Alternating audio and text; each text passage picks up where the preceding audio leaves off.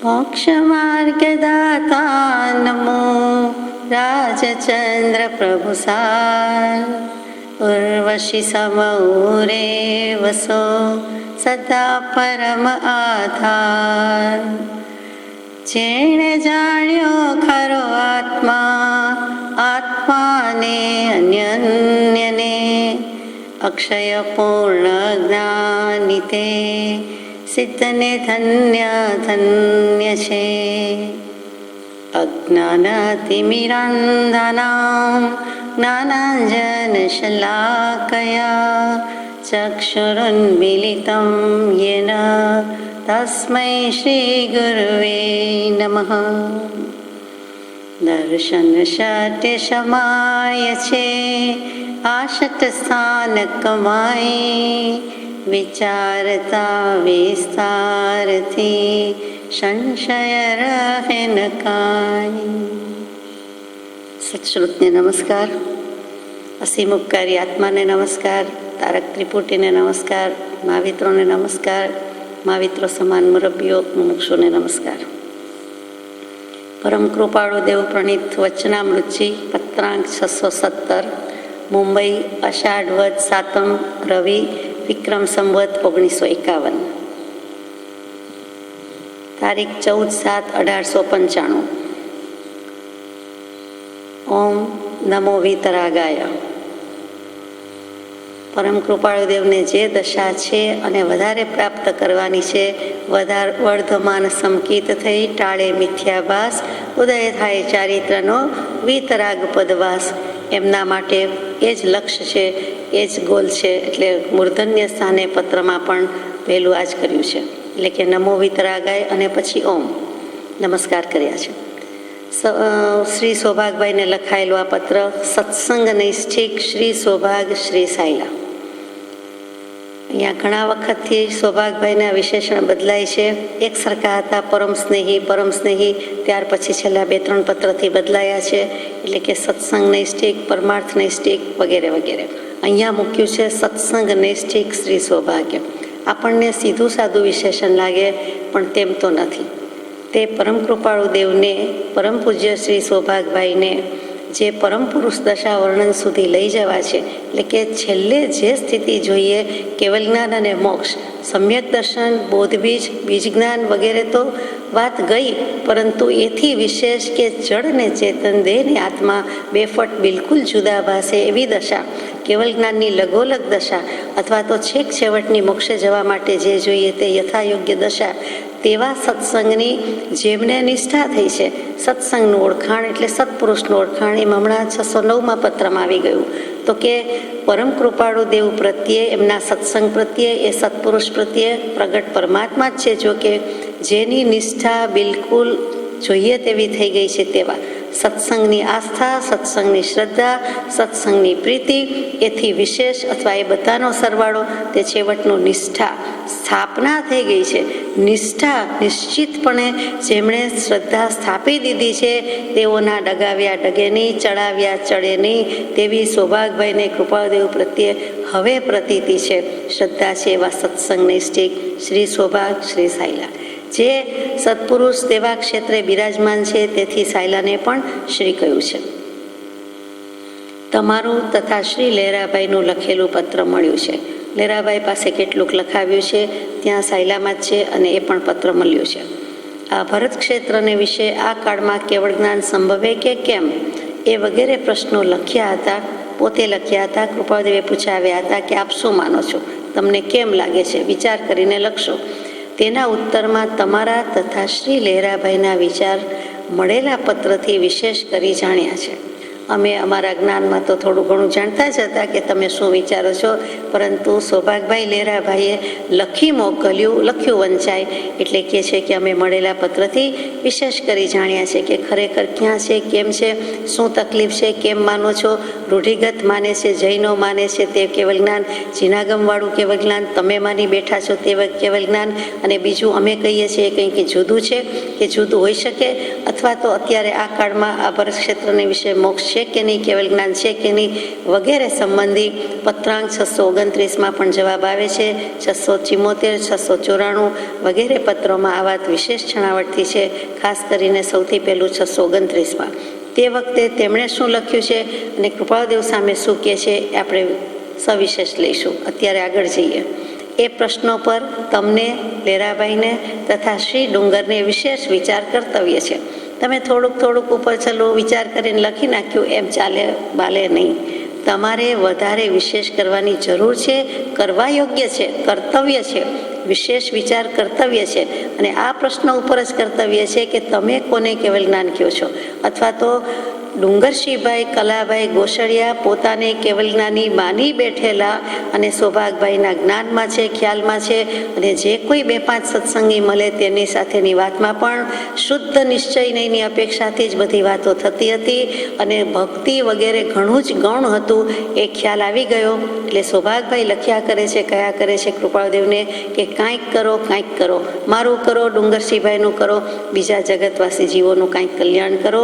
અત્યારે ડુંગરશીભાઈ આ પ્રમાણે લખ્યા કરે છે, બધાને બોલ્યા કરે છે.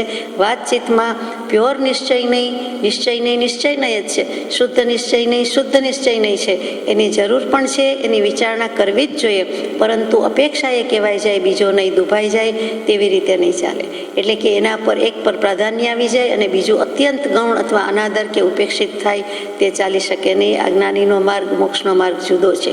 એટલે હા કહેતા હાથ કપાય, ના કહેતા નાક કપાય એવી પરિસ્થિતિ થઈ જાય છે અને ડુંગરશીભાઈને માર્ગની સન્મુખ જવાની બદલે એ કદાચ પડતી દશામાં આવી જાય એ સૌભાગભાઈથી પણ સંખાતું નથી. માટે અમને સવડીએ લાવવા, અમને સમ્યકમતિ સન્મતિ પ્રેરવા કંઈક કરો. તો કૃપાળદેવ કહે છે કે તમારે લેરાભાઈએ અને ડુંગરશીભાઈએ વિશેષ વિચાર કર્તવ્ય છે.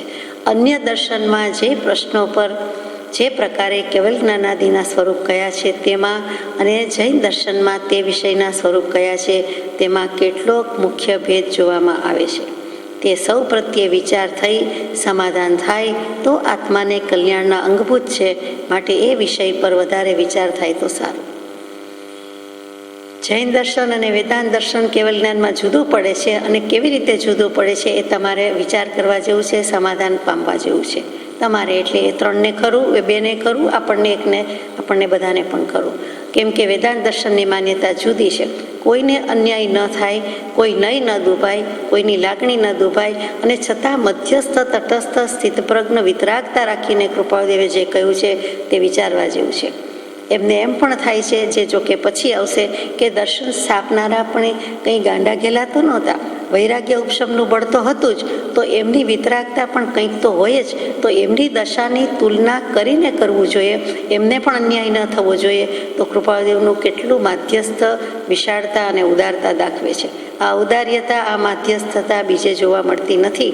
તો એમણે ધર્મ સહિષ્ણુતા બરોબર સાચવી છે અને કહ્યું છે કે વિશેષ ક્ષયોક્ષમ હોય તો જ તેની તુલના કરી શકે અને બધા દર્શનને અપક્ષપાતપણે વિચારી શકે, જે પોતે વિચારી શક્યા છે. બીજા દર્શનકારો કરતા જેમની દશા વધારે હોય તે જ આવું વિચારી શકે, તટસ્થપણે, અપક્ષપાતપણે વિચારી શકે. વિચાર તો કદાચ બધા કરી શકે, પરંતુ એમાં તટસ્થતા કે મધ્યસ્થતા નથી આવતી. ટૂંકમાં ધુરંધર આચાર્ય ભગવંતો જે વિચાર કરે અને જે દર્શન પ્રવર્તાવવાનો પ્રયાસ કરે તેના કરતાં સવિશેષ નિરૂપણ અને પ્રરૂપણ બહુ જ તીક્ષ્ણતાથી અને સૂક્ષ્મતાથી કૃપાળદેવે યોજ્યું છે. જ્ઞાની વયમાં કરી દીધું છે. આપણે જાણીએ છીએ પત્રાંક 157, 58, 59, 60 વગેરે, જેમાં વેદાંતને કેટલું તોલી જોયું છે. એ જ વેદાંત દર્શનની વાત આગળ જાય છે. તેમાં કેટલોક મુખ્ય ભેદ જોવામાં આવે છે. શેમાં મુખ્ય ભેદ જોવામાં આવે છે? વેદાંત દર્શન અને જૈન દર્શન, જેને કેવલ જ્ઞાન કહે છે તેમાં. તો વેદાંત દર્શનની માન્યતા શું છે એ આપણે થોડીક વિચારવાની છે. તે પહેલાં જૈન દર્શનનું કૃપાળદેવે મૂક્યું છે તે વાંચીએ. આત્માને કલ્યાણના અંગભૂત છે, માટે એ વિષય પર વધારે વિચાર થાય તો સારું. કયો વિચાર? તો કે જૈન દર્શન, વેદાંત દર્શન વચ્ચેનો જે ફરક છે એ કલ્યાણના અંગભૂત છે, એટલે કે કલ્યાણના લક્ષણ રૂપ છે, કલ્યાણના ઉપાય રૂપ છે, કલ્યાણનો હાથ છે. અંગ એટલે બીજા કોઈ અવયવ ન લેતા હાથ લીધો છે. જેમ આપણે કહીએ છીએ આ એના જમણા હાથ બરોબર છે. એટલે કે આ દર્શનનો જમણો હાથ છે. કલ્યાણ, આત્મકલ્યાણ કરવું છે એનો જમણો હાથ સમાન શું છે? તો કે આ બંનેની વિચારણા અને તુલના, અને ત્યાર પછી એમાંથી નિષ્પન્ન થતું સમાધાન. જો સમાધાન આવે, સમાધાન થાય તો જ જીવને શંકા ન રહે, સંદેહ ન રહે, એનું નામ સમાધાન, અને તો જ એ કલ્યાણ કરી શકે, આગળ જઈ શકે. અસ્થિ એ પદથી માંડીને આત્માર્થે સર્વભાવ વિચારવા યોગ્ય છે. તેમાં જે સ્વસ્વરૂપ પ્રાપ્તિના હેતુ છે તે મુખ્યપણે વિચારવા યોગ્ય છે, અને એ વિચાર માટે અન્ય પદાર્થના વિચારની પણ અપેક્ષા રહે છે. તે અર્થે તે પણ વિચારવા યોગ્ય છે. શરૂઆત કરી દીધી, પ્રસ્તાવના કહી દીધી કે વેદાંત દર્શન અને જૈન દર્શનની તુલના કરવા જેવું છે, બંનેમાં ભેદ છે. હવે જૈન દર્શનને પહેલું મૂક્યું કે અસ્થિ એ પદથી માંડીને, એટલે તરત જ યાદ આવી જાય અસ્થિ એટલે છે, અસ એટલે હોવું, થવું. અસ્તિત્વ કહીએ છીએ. કોનું અસ્તિત્વ? તો કે કોઈનાય અસ્તિત્વની વાત કોણ કરી શકે કે વિચારી શકે? એકમાત્ર આત્મદ્રવ્ય એટલે કે આત્મા છે, આત્માનું અસ્તિત્વ છે, આત્માની હસ્તી છે, આત્માની અસ્થિ છે.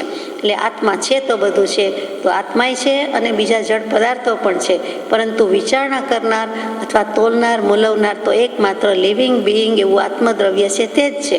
જીવતું જાગતું ચેતન છે, તે જ છે.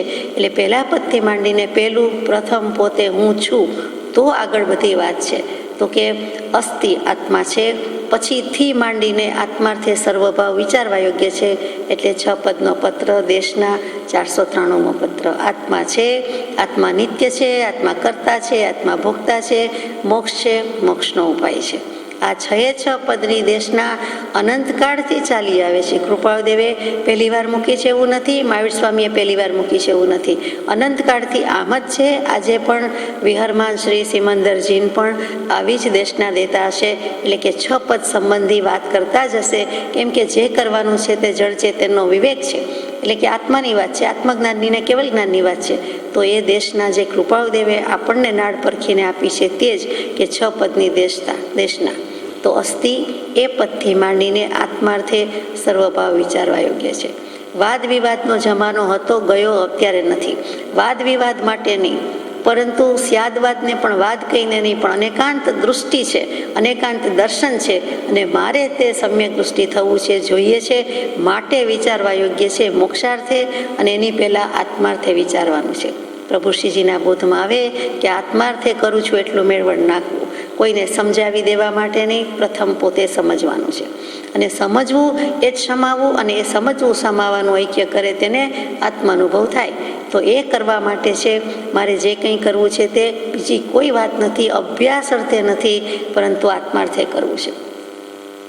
અને તેમાં જે સ્વરૂપ પ્રાપ્તિના હેતુ છે તે મુખ્યપણે વિચારવા યોગ્ય છે. સ્વરૂપ પ્રાપ્તિના હેતુ 6 પદમાં મુખ્ય પહેલું અને બીજું પદ છે. પહેલું અસ્થિ આત્મા છે, બીજું આત્મા નિત્ય છે. જો આત્માનું અસ્તિત્વ અને નિત્યત્વ ભાષ્યમાન થઈ ગયું, જીવને પ્રતીતિમાં આવી ગયું, શ્રદ્ધામાં લાવી દીધું, આણી દીધું, તો પછી એને અવ્યાબાદ સમાધિ સુખ દૂર નથી. જે ગાંધીજીને પત્ર લખ્યો છે તે કૃપાળદેવે મૂક્યું છે તે કે આત્માનું અસ્તિત્વ, નિત્યત્વ, અવ્યાબાદ સમાધિ સુખ જીવને ભાનમાં આવતું નથી. કેમ? અનિત્ય પદાર્થ પ્રત્યે મોહબુદ્ધિ હોવાને લીધે. એમાં આપણું શરીર એ પણ અનિત્ય પદાર્થ જ છે, ક્ષણભંગુરતા છે તે લાગતી નથી. બીજા બધા પદાર્થ પ્રત્યેથી કદાચ ખસેડી શકે, પરંતુ છેવટે પરમ પાડોશી એવી કાયા, દેહ, શરીર એના પ્રત્યેની મમતા મૂકી શકતો નથી, એનો અધ્યાસ છોડી શકતો નથી. જે છોડવો તે વિવેક, અને વિવેક ભેદ જ્ઞાન, આત્મજ્ઞાન, સમ્યક દર્શન, કેવલ જ્ઞાન, મોક્ષ. સીધી વાત છે. 1 2 3 4 બોલતા વાર લાગે, એડા કરતા ઓછી વાર લાગે એવી આ વાત છે, કેમ કે સમયની વાત છે. એક સમય સંભાળી લઈએ. શું સંભાળવાનું છે? સ્વરૂપ અને સ્વભાવ. તો એ માટે કરવાનું છે સ્વરૂપ પ્રાપ્તિના હેતુ છે, સ્વસ્વરૂપ પ્રાપ્તિના હેતુ છે, એના કારણભૂત છે એવા આ 6 પદ છે. તે મુખ્યપણે વિચારવા યોગ્ય છે, અને તે વિચાર માટે અન્ય પદાર્થના વિચારની પણ અપેક્ષા રહે છે. એક આત્મા એક જ પદાર્થનો વિચાર ક્યારે થાય? તો કે થોડોક સમય થાય, પરંતુ એની તુલના કોની સાથે કરે? બીજો કોઈક પદાર્થ અસ્તિત્વમાં છે તો ખરા, તો છે તો એની તુલના કરવી જોઈએ. એના લક્ષણ જુદા, આત્મા જુદો, આત્માના લક્ષણ જુદા છે, દેહના પૂતગલના લક્ષણ જુદા છે તો પછી એ બધો વિચાર કરવો પડે. એટલે એકથી થાય નહીં, બે હોય તો કાંઈક તુલના થાય, પરીક્ષણ થાય, અથવા તો કમ્પેરિઝન, કોમ્પિટિશન અને એમાંથી કન્ક્લુઝન આવે તો એના માટે અન્ય પદાર્થનો વિચાર પણ કરવાની અપેક્ષા રહે છે. એ પણ જરૂરી છે, તે અર્થે તે પણ વિચારવા યોગ્ય છે. કેમ કે આત્મા અનાદિકાળથી છે તો કર્મ પણ અનાદિકાળથી છે. એને કર્મનો વળગાડ કે વળગણા દેહને રૂપે લાગેલી જ છે. તો આત્મા અને દેહ બંને અનાદિ છે, પણ મારે હવે શુભ અશુભ ભાવ છે દિને શુદ્ધ ભાવમાં આવવાની જરૂર છે. એમ વિચારણા કરવા માટે કર્મના, દેહના જે કંઈ પૂતગલ છે એનો પણ વિચાર કરવો પડે. એટલે તો કદાચ ચિદાનંદજી મહારાજે પૂતગલ ગીતા લખી. બધા ધર્મના શબ્દો લઈએ, આત્મલક્ષી શબ્દો લઈએ, ત્યારે એમણે લખ્યું પૂતગલ ગીતા. 108 કડી લખીને એમ કે આ પૂતગલની ગીતા પૂરી થઈ, હવે તમારે કરવું હોય તે કરો. આ પૂતગલના ગાણા ગાયા છે, એ પૂતગલના ગાણા ગાઈ લીધા. હવે પૂતગલ અને ચેતન બેનો તમારે ભેદ રાખવાનો છે, ભેદ પાડવાનો છે. એટલે ઊંધેથી લીધું. આટલું ન કરાય તો પછી કરાય શું? તો કે આજે ન કરાયનું લિસ્ટ પૂરું થયું, એટલે એના સિવાયનું બધું જ કરાય. એટલે કે પૂતગલની ગીતા ગયા પછી જે એમાં છોડી દેવાનું છે એ હેય પદાર્થ થયો, તો એમાં જે હેય બુદ્ધિ રાખવાની છે તે છોડી દઈએ, એટલે પછી બાકી બધું રહ્યું તેમાં આત્મબુદ્ધિ રહે. એટલે સીધી રીતે સમજાવ્યું. તો સ્વ સ્વરૂપ પ્રાપ્તિના હેતુ મુખ્યપણે વિચારવા યોગ્ય, અને તેના માટે અન્ય પદાર્થના વિચારની પણ અપેક્ષા રહે છે, તે અર્થે પણ વિચારવા યોગ્ય છે. ધીમે ધીમે આપણને લઈ જાય છે. જૈન દર્શનમાં આ 6 પદની શ્રદ્ધા જ કહી, કેમ કે સમ્યક દર્શનના નિવાસભૂત 6 પદ છે. સમ્યક દર્શન ક્યાં રહે છે? તો કે આ 6 પદની શ્રદ્ધા કહેતા સમ્યક દર્શન થવું જ જોઈએ. સાચા અર્થમાં શ્રદ્ધા કરે તો એ સમ્યક દર્શન થવું જ જોઈએ, થાય. એટલે પહેલાં તો એનો અભ્યાસ કરે, વાંચન કરે, મનન કરે, શ્રવણ કરે, નિધિધ્યાસન કરે, અને એ રૂપે એ પરિણમી જાય. પોતે આત્મા છે, જગતમાં આત્મા છે એમ બરાબર, પણ હું આત્મા છું એ ભાવ, એ અસ્તિત્વનું ભાન અને ભાવ એને સ્પર્શી જાય. અને તે કરવા માટે તો અનંતકાળથી આપણો આ પુરુષાર્થ છે. આગળ જઈએ. એકબીજા દર્શનનો મોટો ભેદ જોવામાં આવે છે. તે સર્વની તુલના કરી અમુક દર્શન સાચું છે એવો નિર્ધાર બધા મુમુક્ષુથી થવો દુષ્કર છે. કેમ કે તુલના કરવાની એક સક્ષમ શક્તિ કોઈક જીવને હોય છે. કરવો જોઈએ, સાચી વાત છે, પરંતુ થોડુંક પણ વિચારી શકતા નથી. તો પછી ષટ દર્શનનો અભ્યાસ કે ઇતર દર્શનનો અભ્યાસ અને તુલના તો આપણા બધા જીવથી ક્યાંથી થઈ શકે? એનો નિર્ણય કેવી રીતે થાય? માનો કે વાંચી જાય તો પણ નિર્ધાર કરવો મુશ્કેલ છે. તો નિર્ધાર જેણે કરી લીધો છે એવા પરમ કૃપાળુ દેવ, એમની વાણીમાં એક જ વાંચીને વિચારીને આગળ જઈએ તો આપણો ઘણો સમય, પુરુષાર્થ, શક્તિ વગેરે બચી જાય છે એમ સમજાય છે. તો પણ તુલના કરવાની શક્તિ કોઈક જીવને હોય છે. કેવા જીવને? કૃપાળુદેવ જેવાને હોય છે. વળી એક દર્શન સર્વાંશે સત્ય અને બીજા દર્શન સર્વાંશે અસત્ય એમ વિચારમાં સિદ્ધ થાય તો બીજા દર્શનની પ્રવૃત્તિ કરનારની દશા આદિ વિચારવા યોગ્ય છે. આપણે એમ કહી દઈએ કે જૈન દર્શન સર્વોત્કૃષ્ટ કે સત્ય, અને બીજા બધા દર્શન અસત્ય એમ કહેવું એના કરતાં અંશે અધૂરા, થોડાક અપૂર્ણ એમ કહી દઈએ તો કૃપાળુદેવ કહે છે કે આપણે સાબિત કરી બતાવીએ, આપણે માની લઈએ, પરંતુ તેથી તે દર્શન જેણે સ્થાપ્યા છે એનો પણ વિચાર કરવો જોઈએ કે એ કંઈ મૂર્ખ નહોતા, અથવા તો એમણે કંઈ લખવા ખાતર લખ્યું નથી, એમણે પણ ઘણી વિચારણાના અંતે લખ્યું છે. આનું નામ તટસ્થતા, ઉદાસીનતા અને વિતરાગતા. તો કે વૈરાગ્ય ઉપશમ જેના બળવાન છે તેણે કેવળ અસત્યનું નિરૂપણ કેમ કર્યું હોય? એમની દશા કંઈક તો હતી ને.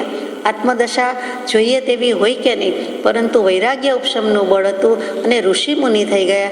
તો એમણે પણ કંઈક કન્ક્લુઝન આપ્યું છે કે નિષ્કર્ષ રૂપે, સારાંશ રૂપે સિદ્ધાંત મૂક્યા છે, તો એમાં કંઈક બળ હોવું જોઈએ. વૈરાગ્ય ઉપશમના બળનો સરવાળો એમાં પણ હોઈ શકે. તો એમણે અસત્યનું નિરૂપણ કેમ કર્યું હોય? કેવળ અસત્યનું નિરૂપણ કરી શકે નહીં. એટલે કે સાવ બિલકુલ તદ્દન અસત્યનું નિરૂપણ નથી. અંશે અસત્ય હશે, અંશે અધુરાશ છે, ક્યાંક અપૂર્ણ છે, પરંતુ તે સાવ જૂઠું, ખોટું, મિથ્યા, નકામું, કામનું જ નથી, બિનઉપયોગી એવું કહી શકાય નહીં. અને તે વિચાર સર્વજીવથી આ વિચાર થવો દુર્લભ છે. અને તે વિચાર કાર્યકારી પણ છે અને કરવા યોગ્ય છે, પણ તે કોઈ મહાત્મ્યવાનને થવા યોગ્ય છે. આ વિચાર તો કરવો જોઈએ, કાર્યકારી પણ છે. આવો વિચાર કરશે તો કામકાજ, કારોબાર આગળ પણ ચાલશે. એટલે કે કારણમાંથી કાર્ય બની જશે, રીઝન છે તો રિઝલ્ટ થશે, કાંઈક વિચારણાના ચક્ર ગતિમાન થશે તો એને આત્મવિચારની સ્ફૂર્ણા વધારે થશે અને આત્મવિચારમાં પરિણમી જશે. કર વિચાર તો પામ, તો કે એ શુદ્ધ બુદ્ધ કઈ રીતે કહે છે, ચિનાગમ કઈ રીતે કહે છે, વેદાંત ચૈતન્ય ઘન કેમ કહે છે, જૈન દર્શન કેમ કહે છે. એમ બધા વિચાર કે ઉહાપો થવા પણ જોઈએ, પણ બધાથી થઈ શકતું નથી. કોનાથી થાય છે તો કે કોઈક મહાત્મ્યવાનને થવા યોગ્ય છે. મહાત્મા શબ્દ લખવાની બદલે મહાત્મ્યવાનને થવા યોગ્ય છે. એટલે કે મહાન આત્માપણું કે મહાત્મા કહીએ છીએ કે જેને આત્મતત્વ મહાન છે અને તેનો સાક્ષાત્કાર કર્યો છે કે અનુભવ્યું છે, તેવો કોઈ મહાત્મા, તેવા સત્પુરુષ, તેવા સદગુરુ, આત્માનો જેને મહિમા લાગ્યો છે તેવા મહિમાવંત પુરુષ, ટૂંકમાં મહાત્મા, સત્પુરુષ કે સદપુરુષને થવા યોગ્ય છે. ત્યારે બાકી જે મોક્ષના ઈચ્છક જીવો છે તેણે તે સંબંધી શું કરવું ઘટે? પ્રશ્નાર્થ ચિહ્ન છે. કૃપાદેવ પૂછે છે, આપણે પૂછવાનું હતું, કૃપાદેવે પહેલાં પૂછી લીધું આપણને કે તમારે શું કરવા યોગ્ય છે. આ વિચાર તો અમે કરી શકીએ એમ છીએ, કરીશું, પણ તમારે શું કરવા માટે કરવું જોઈએ, તમારે આ સંબંધી શું કરવું જોઈએ? તો કે પોતાને પોતાનું ભાન થવું જોઈએ.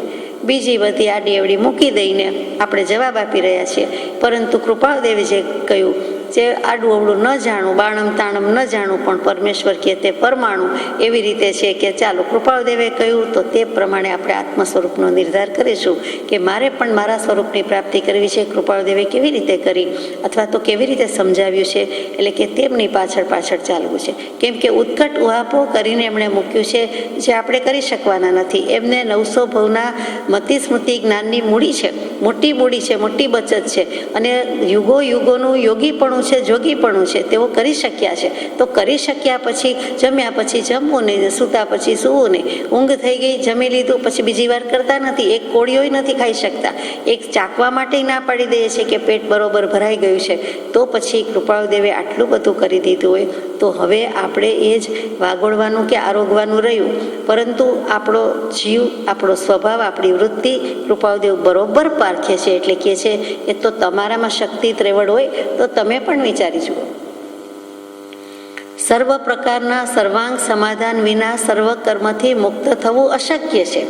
આ કંઈ જ્ઞાનની વાત છે એટલે ન કરીએ તો ચાલે, પણ સર્વ પ્રકારના સર્વાંગ સમાધાન, સર્વાંગ એટલે અહીંયા સંપૂર્ણ સમાધાન, સર્વ પ્રકારના સંપૂર્ણ સમાધાન વિના સર્વ કર્મથી મુક્ત થવું અશક્ય છે. એટલે જાણવું, વિચારવું તો પડશે. એવો વિચાર અમારા ચિત્તમાં રહે છે અને સર્વ પ્રકારનું સમાધાન થવા માટે અનંતકાળ પુરુષાર્થ કરવો પડતો હોય તો ઘણું કરી કોઈ જીવ મુક્ત થઈ શકે નહીં. જો કર્મબંધ માત્ર થયા જ કરતો હોય તો કદી કોઈ જીવનો મોક્ષ થાય નહીં, અનંતકાળે પણ મુક્તિ થઈ શકે નહીં. પણ તે કર્મબંધથી વિપરીત સ્વભાવવાળા એવા જે જ્ઞાન, દર્શન, સંયમ, વૈરાગ્ય, ભક્તિ ઇત્યાદિ સાધન પ્રત્યક્ષ છે એ પણ ઉપાય બતાવી દીધો 6 પદના પત્રમાં. અહીંયા પણ કહી દીધું કે પુરુષાર્થ કરશો તો પાર આવશે, પણ કેવી રીતે પુરુષાર્થ કરશો તો કે અનંતકાળ સુધી પુરુષાર્થ કરવો પડશે નહીં. તો એના માટે શું કરવું જોઈએ અને મુખ્ય ભેદ ક્યાં છે એ આપણે બહુ જ ટૂંકમાં વિચારીએ છીએ. તો વેદાંત દર્શન એમ માને છે, આત્મજ્ઞાન અને કેવલ જ્ઞાનની વાત છે તે જ લઈએ છીએ કે વેદાંત દર્શન પ્રમાણે એક બ્રહ્મ છે, એક આત્મા, જે કંઈ છે તે બધું એક બ્રહ્મ તત્વ જ છે અને બીજી ભ્રાંતિ ટળી જતા મોક્ષ થાય છે. તો 5 પ્રકારની ભ્રાંતિ કઈ છે આપણે અગાઉના કોઈ પત્રમાં યથાશક્તિ વિચારી છે. અહીંયા વેદાંત દર્શન મુજબ કઈ 5 ભ્રાંતિ છે તો કે પહેલી ભ્રાંતિ ભેદ ભ્રાંતિ, બીજી ભ્રાંતિ કરતા ભોગતાપણાની, ત્રીજી સંગની, ચોથી વિકારની અને 5મી જગત સત્ય છે તેમ માનવું. તે આ 5 પ્રકારની ભ્રાંતિ, વહેમ, ભ્રમ, મિથ્યાત્વ વગેરે છે અને તે જો ટળી જાય તો મોક્ષ છે. આ દેહે, આ ભવે એ 5 ભ્રાંતિ ટળી ગઈ એટલે આત્મજ્ઞાન થયું, અને આત્મજ્ઞાન થયું એટલે તે મોક્ષ સ્વરૂપ છે. કૈવલ્ય ભાવ સ્પર્શી ગયો એટલે મોક્ષ. એટલે ત્યાં વેદાંત દર્શનની અથથી ઇતિ આવી ગઈ, પૂરું કરે છે. વિતરાગ દર્શન ત્યાં શરૂ કરે છે કે એમ નહીં, એક બ્રહ્મ છે, એક આત્મા છે, અનેક આત્મા છે, અનંત પ્રકારના આત્મા છે, એમાં અનેક આત્મા આવી ગયા. તો પછી ભ્રાંતિ ટળે એટલે ચાલો શબ્દ ફેર છે, જૈનાગમ કહે છે એને અમે મિથ્યાત્વ કહીએ છીએ કે મિથ્યાત્વ જાય તો મોક્ષ છે. પરંતુ મિથ્યાત્વ જતાં હજુ તો આત્મજ્ઞાન યાને સમ્યક દર્શનની પ્રાપ્તિ થઈ. સમ્યક દર્શનની પ્રાપ્તિ એટલે ચોથું ગુણસ્થાનક, પણ સંપૂર્ણ સ્થિરતા તો કેવલ જ્ઞાન થાય ત્યારે 13મા ગુણસ્થાનકે છે. તો 4થી 13મા 14મા અને ખરેખરી સ્થિરતા મન વચન કાયાના યોગ પણ રૂંધી દે તેવી 14મે ગુણસ્થાનકે છે. તો 4થી 14મા સુધીનો પુરુષાર્થ બાકી રહ્યો તે ક્યાં જાય તો કે તેમાં બંધ મોક્ષની વ્યવસ્થા મૂકી છે, જીનાગમમાં છે, તેવી ઇતર દર્શનમાં નથી. એટલે ત્યાં સ્પષ્ટ કહી દીધું કે વેદાંત પૂરું કરે છે ત્યાં વિતરાગ દર્શન શરૂ કરે છે. એકડો થયો એટલે એકડો 2 મીંડા 100 એ ક્યાં કેવી રીતે સીધું મીંડું મુકાતું નથી. પછી 2 થી 99નો કોન્સેપ્ટ હોવો જોઈએ, 2 થી 9નો કોન્સેપ્ટ હોવો જોઈએ, એ જીનાગમ પૂરું પાડે છે. એટલે આ 2 મોટો ભેદ છે. પછી બ્રહ્મ સ્વરૂપ થઈ જાય તે જ કેવળ દશા, તેમ વેદાંતે કહી દીધું. તે જ કેવલ જ્ઞાની, તે જ કેવલ દશા. તો ભ્રાંતિ ટળે એટલે જળ ચેતન વચ્ચે જે ભેદ હતો તે બધી ટળી જાય છે, એની ના નહીં, ભેદ જ્ઞાન થઈ જાય છે. પણ વેદાંત દર્શન એમ કહે કે જળ ચેતનનો ભેદ ભૂંસાયો એટલે એકમાત્ર અભેદ જ છે, જગત પણ આત્મા જ છે. બધું આત્મા, આત્માને આત્મા, બ્રહ્મ બ્રહ્મ બ્રહ્મ બ્રહ્મવાદો હિ સ્થાપિતો સર્વ વેદાંત ગોચર. એકમાત્ર બ્રહ્મવાદની સ્થાપના છે, જે 157 થી 60 સુધીમાં પત્રમાં ઉપનિષદના વેદાંતના સાર રૂપે કૃપાળદેવે મૂક્યું જ છે અને આપણે યથાશક્તિ વાંચ્યું છે. તો એ ભ્રાંતિ ટળવી, એ અભેદતા આવી ગઈ અને અભેદમાં ભ્રાંતિને લીધે જે કંઈ ભિન્ન ભિન્ન લાગતું હતું તે બધું હવે અભેદ લાગે છે. એટલે ત્યાં સમ્યક દર્શન થઈ ગયું. એમ ભેદ જ્ઞાન થઈ ગયું એમ વેદાંત માને છે. ભલે થઈ ગયું, ભ્રાંતિ ટળી ગઈ, પરંતુ ત્યાં પૂરું થઈ જતું નથી. શંકરાચાર્યજી જેવા શંકરાચાર્યજી વિવેક ચૂડામણી નામના ગ્રંથમાં લખે છે, ઉત્તરેતાત્મના આત્માનં મગ્ને સંસાર વારિધો યોગારૂઢત્વમાસાદ્ય સમ્યક દર્શન નિષ્ઠયા. વેદાંત દર્શન સમ્યક દર્શન શબ્દ વાપરે છે, શંકરાચાર્યજીએ વાપરેલો છે. અને તે સમ્યક દર્શનની નિષ્ઠા વડે જ આ સંસાર સમુદ્રમાં મગ્ન એવા જીવો આત્મા પોતાના આત્મા વડે પોતાનો ઉદ્ધાર કરીને ચાલ્યા જાય છે, તરી જાય છે, પાર પામી જાય છે. એટલે કે સમ્યક દર્શનની નિષ્ઠા હોય એ થવું જોઈએ, ભેદ જ્ઞાન થવું જોઈએ. ત્યાં સુધી તો સરખું છે કે આ 5 ભ્રાંતિનો ત્યાગ કરી દો, પણ ત્યાં જ એ મોક્ષ સ્વરૂપ થઈ ગયો અને તેનો મોક્ષ થઈ ગયો તે ખોટું છે. એટલે કે ત્યાં સ્વીકારી શકતા નથી, તે અધુરાશ છે. ખોટું છે એટલે બીજું કંઈ કહેવાનો આશય નથી. ત્યાં આત્મજ્ઞાન ચોક્કસ, સમ્યક દર્શન ચોક્કસ, પણ પછી શું? એ મોક્ષ સ્વરૂપ આત્મ સ્વભાવનો અનુભવ થયો, ઉપયોગનો અનુભવ થયો, પરંતુ પછી થોડુંક બાકી છે, સીધો મોક્ષ થઈ જતો નથી. એના માટે કોઈ વાત છણાવટ નથી, કોઈ નિરૂપણ પ્રરૂપણા નથી. એવી જ રીતે વેદાંત દર્શન નિર્વાણ શબ્દ પણ યોજે છે, વાપરે છે, નથી વાપરતો એમ નથી. મોક્ષ માટે નિર્વાણ શબ્દ વાપરે છે. સૌથી વધુ જીનાગમ જૈન દર્શન વાપરે છે, બૌદ્ધ દર્શન વાપરે છે, પરંતુ થોડોક પણ વેદાંત દર્શનમાં એ શબ્દ છે. જ્યારે બૌદ્ધ દર્શન શું કહી દે છે કે આત્મા નિત્ય નથી એમ માનવું તે સમ્યક દર્શન છે. આ મોટી ખોટી માન્યતા આપણને ઠસાવવાનો પ્રયત્ન, તો કે આત્મા ક્ષણિક છે, શૂન્યવાદી છે, ક્ષણિકવાદી છે, માટે એવું દ્રઢ થઈ જવું જોઈએ કે આત્મા નિત્ય નથી, જેથી આપણને સાચું સમ્યક દર્શન થઈ ગયું એમ બૌદ્ધ દર્શન કહે છે. એટલે આ દર્શનની પડાપડીને તડાતડી જે છે, આ ભેદાભેદ છે, તે કૃપાળદેવને કહેવા છે કે એમ વિચારવા જશો તો બધાએ પોતાની સાઈડ રજૂ કરી છે, બધાએ પોતાનો પક્ષ મૂક્યો છે. મોક્ષમાળાના પાઠમાં લખી દીધું કે વાદી અને પ્રતિવાદી બંને સાચા હોતા નથી, બંને ખોટા પણ હોતા નથી. કેટલેક અંશે આ સાચો છે, કેટલેક અંશે પેલો સાચો છે, પણ વધુ જેનું સાચું હોય તે પ્રમાણે ન્યાય થાય છે અને ન્યાયાધીશનું કામ તે છે. આપણે જાણીએ છીએ તો કે બંને ખોટા હોઈ શકે નહીં, બંને તદ્દન ખોટા હોઈ શકે નહીં. તો કે બીજા દર્શન ખોટા છે, મિથ્યા છે, નકામા છે એમ અમે કહેતા નથી, કૃપાદેવ કહેતા નથી, જીનાગમ કહેતું નથી. જૈન દર્શને બધાને ઉદારતાથી, વિશાળતાથી પોતાનામાં સમાવ્યા છે. કોઈક દર્શન હાથની જગ્યાએ છે, કોઈક પગની જગ્યાએ છે, કોઈ પેટની જગ્યાએ છે વગેરે, પરંતુ મસ્તક જે ઉન્નત છે, સૌથી ઊંચા સ્થાને છે, તે જૈન દર્શને પોતાને મૂકેલું છે કે એમાં બધો સમાવેશ આવી જાય છે. દરિયો અને નદી, સાગર, સરિતા, તો બધી જ નદી સાગરમાં સમાવેશ પામે છે.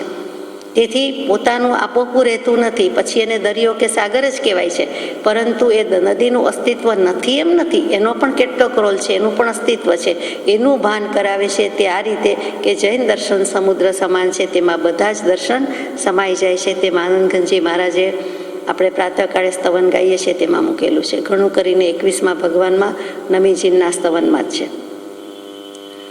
તો આપણે વધારે તો વિચારણા શું કરીએ, પરંતુ વેદાંત દર્શન કહે છે કે આત્મા બધા જ ભિન્ન ભિન્ન જ દેખાય છે અને તે ભ્રાંતિ છે, તે માયા છે. સાચું તો એક બ્રહ્મ જ છે. એટલે કે આખું જગતમાં એક બ્રહ્મ તત્વ મોટું જાણે બ્લેક હોલ હોય એવી રીતે, અને તેમાંથી જ બધા આત્મા ઉત્પન્ન થયા એમ તો હોઈ શકે નહીં. જીનાગમ ક્યારેય એમ સ્વીકારી શકે નહીં. તો સાચું એક બ્રહ્મ જ કેવું છે, જ્યારે જીનાગમ કહે છે કે જીવનું અસ્તિત્વ જુદા જુદા જીવ રૂપે છે, એટલે આત્મા અનેક છે, આત્મા અનંત છે, એ સ્વીકારવા જેવું છે. પરંતુ વેદાંત દર્શન એમ કહે છે કે એક જ બ્રહ્મ છે, પણ અંતઃકરણ બધાના જુદા જુદા છે. એટલે કે અંતઃકરણના 4 ભાગ પાડ્યા છે: મન, બુદ્ધિ, ચિત્ત અને અહંકાર. અને એ રીતે બધું જુદાઈ દેખાય છે, ભિન્નતા દેખાય છે. બાકી ખરેખર તો બધું એક બ્રહ્મ જ છે. જ્યારે એઝ એ હોલ સબસ્ટન્સ, દ્રવ્યની રીતે આત્મા એક જ તત્વ છે, એની ના નથી. એ તો આપણે પણ કહીએ છીએ, કારણ કે આપણને એવું શીખવાડવામાં આવ્યું છે. અને જીનાગમમાં કે તીર્થંકર દેવે કેવલી ભગવંતે પ્રરૂપણા કરી જ છે. કૃપાદેવે પણ આપણને ઠોકીને બેસાડ્યું છે. એટલે આપણે કહી શકીએ છીએ કે વસ્તુ આમ જ છે કે આત્મા આ પ્રમાણે છે, આત્માનું અસ્તિત્વ આ રીતે છે. પરંતુ બ્રહ્મ એક અને પછી આત્મા અનેક એમ સ્વીકારી શકતા નથી. એટલે આ જે ભિન્ન ભિન્ન દેખાય છે એ ભ્રાંતિ, ટૂંકમાં ભેદ ભ્રાંતિ છે. જીવ અને બીજા જીવનો ભેદ, જીવ અને ઈશ્વરનો ભેદ, જીવ અને જળનો ભેદ, જળનો પરસ્પર ભેદ અને જીવનો પરસ્પર ભેદ. આ જે 5 પ્રકારે ભ્રાંતિ કહી છે તે ભેદ ભ્રાંતિ છે. એ વેદાંતને કેવું છે, એમાંથી છૂટી જવું તે મોક્ષ. આપણે પણ એમાંથી છૂટી જ જવાનું છે, પરંતુ તેને મોક્ષ નથી કહેતા, તેને આત્મજ્ઞાન કે સમ્યક દર્શન કહીએ છીએ. મુક્ત સ્વરૂપ આત્માનું અનુભવાય છે, તે રીતે મોક્ષ સ્વરૂપ છે તેની ના નથી, પરંતુ પછી આગળ જવાનું છે. કરતા ભોગતાપણાની ભ્રાંતિ છે એ પણ ટાળી દઈએ છીએ કે આત્મા જ્ઞાન દશામાં કરતા કે ભોગતા, આત્મા જ્ઞાન દશામાં કરતા અને ભોગતા નથી, પણ અજ્ઞાન દશામાં કરતા અને ભોગતા છે. જે 6 પદની દેશનામાં આપણને કૃપાળુદેવે ત્રિવિધ 3 રીતે મૂક્યું છે તે જાણીએ છીએ કે આત્મા કરતા છે તો કેવી રીતે છે, ભોગતા છે તો કેવી રીતે છે. તો એ જ વસ્તુ અહીંયા વેદાંતને કેવું છે કે કરતા ભોગતાપણાની ભ્રાંતિ છે એ ટળી ગઈ જીવનો મોક્ષ છે. એમાં પણ કરતા છતાં અકર્તા અને અકર્તા છતાં કરતા, કરતા છતાં ભોગતા નહીં અને કરતા અકર્તા છતાં પણ અભોગતા નહીં. એ જે બધી વાત સમજાવી છે તે સાચી છે કે ભ્રાંતિમય છે, કે આપણે માનતા નથી, પણ ભગવાને સમજાવ્યું 6 પદમાં મૂક્યું એટલે ભ્રાંતિ નીકળી ગઈ, મોક્ષ છે. એવી રીતે સંઘની નિવૃત્તિ થાય છે ત્યારે પણ મોક્ષ છે. વિકારની નિવૃત્તિ ટળે છે ત્યારે પણ મોક્ષ છે. અને જગતના સત્યપણાની ભ્રાંતિ જાય છે, એટલે કે બ્રહ્મ સત્ય જગત મિથ્યા એમ માનો તો મોક્ષ, આત્મજ્ઞાન. પણ બ્રહ્મ સત્ય ને પછી જગત પણ સત્ય માનીએ કે દેખાય છે તે ખોટું છે તો ખરું જ ને, વાસ્તવિકતા છે, હકીકત છે. તો કે ના, એ બધો વિવર્તવાદ છે. એટલે કે બધા વિવર્ત, ગૂંચળા દેખાય છે, ગોળ દેખાય છે, બાકી છે નહીં, તો એ આપણે માની શકતા નથી. ટૂંકમાં આવી બધી દર્શનની માન્યતા ભેદ છે અને તે ટળી ગયે મોક્ષ. તો કે વેદાંતની ભ્રાંતિ ગયે અને જૈનનું મિથ્યાત્વ ગયે મોક્ષ નહીં, પણ મુક્ત ભાવ અનુભવાય છે. એટલે કે સમ્યક દર્શન કે આત્મજ્ઞાન તે બરોબર, પણ સમ્યક દર્શનથી કેવલ જ્ઞાન સુધીની પ્રક્રિયા બાકી રહે છે. જ્યાં સમ્યક દર્શન થાય છે ત્યાં વેદાંત કહે છે કે એ જ કેવલ્ય ભાવ અને એ કેવલ જ્ઞાન. તો કૃપાળુદેવ એમ કહે છે કે વેદાંતની રીતે જોતા તો અમને ક્યારનું કેવળ જ્ઞાન છે, કેમ કે સમ્યક દર્શન અને એમાં એક શાયિક સમ્યક દર્શન. પણ એ વાત અહીંયા નથી, આગળ જઈએ તો સર્વ પ્રકારના સર્વાંગ સમાધાન વિના સર્વ કર્મથી મુક્ત થવું અશક્ય છે. સમાધાન શું? તો કે શંકાનું નિવારણ, સંદેહનું નિવારણ છે તે સમાધાન છે. સમાધાન એટલે ગહન મનન, એ પણ એક અર્થ કરેલો છે કે જો બધી જ રીતે ગહન મનન કરીને સમજીએ તો પછી કર્મથી મુક્ત થવું શક્ય છે. પરંતુ કૃપાદેવ કહે છે, જેમ બીજે કહ્યું છે તેમ, કે ભક્તિ કરે તો મોક્ષ ન થાય, સમજણ ન હોય તો મોક્ષ ન થાય. રાગ દ્વેષ અને અજ્ઞાન જવા જોઈએ. માત્ર રાગ દ્વેષ ગયે મોક્ષ થતો નથી, અજ્ઞાન પણ ટળવું જોઈએ, જવું જોઈએ, તો મોક્ષ થઈ શકે છે. એટલે સમાધાન કરવું હોય તો પછી આપણને કોઈ શંકા ન હોવી જોઈએ, સંદેહ ન હોવો જોઈએ. જરાક શંકા પડે કે આ સાચું કે કેમ, અથવા આ કહે છે તો સાચું છે, સાવ સાચું છે, 100% સાચું છે, એટલે ત્યાં આપણને શંકા થઈ, શંકા જ થઈ. અને જ્યાં શંકા ત્યાં ગણ સંતાપ, જ્ઞાન તહા શંકા નહીં સ્થાપ. જ્યાં જ્ઞાન છે, જ્ઞાની પુરુષનું જ્ઞાન બોલે છે, તો જ્ઞાન અને વંદો જ્ઞાનમાં નિંદો, જ્ઞાનીય શિવ સુખ ચાખ્યું રે. આત્મ સાક્ષાત્કાર કરીને સહજ સ્વરૂપ વિલાસી થઈને કૃપાળદેવે મૂક્યું છે. બધા દર્શનને તોલીને જોખીને માત્ર શાબ્દિક તુલના કરીને મૂક્યું નથી.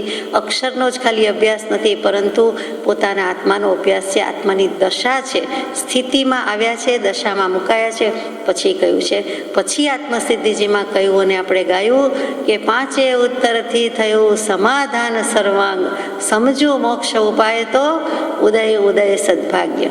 એટલે એ જ આપણે કરવાનું છે કે મારે એ જ સદભાગ્ય જોઈએ કે જેથી સતનો સાક્ષાત્કાર, સતનું ભાન, અસ્તિત્વનું ભાન આવી જાય. બીજું કાંઈ ખપતું નથી, બીજો કોઈ વિચાર કરવા જેવું નથી. તો સર્વ પ્રકારના સર્વાંગ સમાધાન વિના સર્વ કર્મથી મુક્ત થવું અશક્ય છે એવો વિચાર અમારા ચિત્તમાં રહે છે. અને સર્વ પ્રકારનું સમાધાન થવા માટે અનંતકાળ પુરુષાર્થ કરવો પડતો હોય તો ઘણું કરી કોઈ જીવ મુક્ત થઈ શકે નહીં. જો આટલું બધું અનંતકાળના કર્મો છે એને છેદવા માટે પાછો અનંતકાળ પુરુષાર્થ કરવો પડે એમ તો નથી. એ પુરુષાર્થ તો થોડીક વારમાં પણ થઈ જાય છે. તેથી એમ જણાય છે કે અલ્પકાળમાં તે સર્વ પ્રકારના સમાધાનના ઉપાય હોવા યોગ્ય છે, જેથી મુમુક્ષુ જીવને નિરાશાનું કારણ પણ નથી.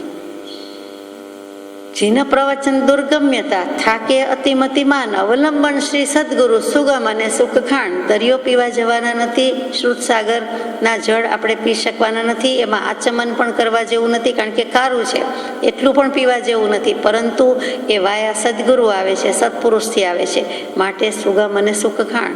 એ સુખની જ ખાણ છે, સુગમ જ છે. પર પ્રેમ પ્રવાહ બઢે પ્રભુ સે સબ આગમ ભેદ સુર બસે. તો એક સત્પુરુષ પરમ કૃપાળુ દેવ એના પ્રત્યેની નિષ્ઠા, શ્રદ્ધા, પ્રેમ, પ્રતીતિ આત્માને એની નજીક લાવીને મૂકી દેશે. આત્મા ત્યાં જ સ્થિર થઈ જશે, સ્વભાવનું ભાન થઈ જશે અને એને જે સમ્યક દર્શન જોઈએ છે તે પણ થઈ જશે. અને એ થઈ જશે તો કેવલ જ્ઞાન સુધી તો એ પહોંચાડવાનું જ છે. માટે મુમુક્ષુને નિરાશાનું કારણ પણ નથી. આપણે આત્મસિદ્ધિજીમાં પણ ગાઈએ જ છીએ, તેમ વિભાવ અનાદિનો જ્ઞાન થતા દૂર થાય, કોટી વર્ષનું સ્વપ્ન પણ જાગ્રત થતા સમયે. ગમે તેટલું કરોડો વર્ષ કે કરોડો માઇલ સુધી ચાલી ગયા હોય એવું સ્વપ્નમાં આવે, કરોડો માઇલ દૂર ફેંકાઈ ગયા એવું લાગે, બીજી દુનિયામાં જતા રહો એવું લાગે, પરંતુ જાગે છે ત્યાં તરત ખબર પડે છે કે સ્વપ્ન પૂરું થયું. તો સંસાર જગતમાં કાં તો સકલ જગતને એંટવત અથવા સ્વપ્ન સમાન. અને પછી કઈ દશા પ્રાપ્ત થાય છે તો કે જ્ઞાનીની દશા, કે એને કાં તો સ્વપ્ન જ લાગે છે, સ્વપ્ન પૂરું થયું તો જાગી ગયા કે એ તો સ્વપ્ન હતું, હું તો જ્યાં છું ત્યાં છે, વાસ્તવિકતા આ છે, વસ્તુનું સ્વરૂપ આ છે, હકીકત આ છે.